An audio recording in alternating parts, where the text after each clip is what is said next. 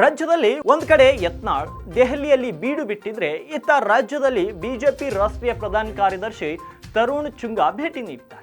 BJP ಸದಸ್ಯತಾ ಕಾರ್ಯಕ್ರಮದ ಹಿನ್ನೆಲೆ ರಾಜ್ಯಕ್ಕೆ ಬಂದಿರುವಂತಹ ತರುಣ್ ಚುಂಗಾ ಇಂದು ಬೆಂಗಳೂರಿನ ಮಲ್ಲೇಶ್ವರಂ ಬಿಜೆಪಿ ಕಚೇರಿಯಲ್ಲಿ ಪ್ರಮುಖರ ಸಭೆಯನ್ನು ನಡೆಸಿದರು. ಸುಮಾರು 4 ಗಂಟೆಗಳ ಕಾಲ ಈ ಒಂದು ಸಭೆ ನಡೆದಿತ್ತು.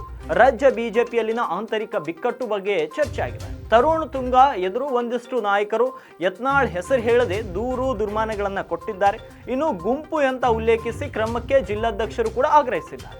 ಸಭೆ ಆರಂಭದಲ್ಲಿಯೇ ಪಕ್ಷ ಸಂಘಟನೆಗೆ ಸೀಮಿತವಾದಂತಹ ವಿಷಯಗಳನ್ನಷ್ಟೇ ಮಾತನಾಡುವಂತೆ ಸೂಚಿಸಿದಂತಹ ಪ್ರಧಾನ ಕಾರ್ಯದರ್ಶಿ ತರುಣ್ ಚುಂಗಾ ಅವರು ಸೂಚಿಸಿದರು. ಆದರೂ ಪಕ್ಷದ ಬೆಳವಣಿಗೆ ಬಗ್ಗೆ ಪ್ರಸ್ತಾಪನೆ ಮಾಡಿದಂತಹ ಮಾಜಿ ಸಿಎಂ ಡಿ.ವೈ.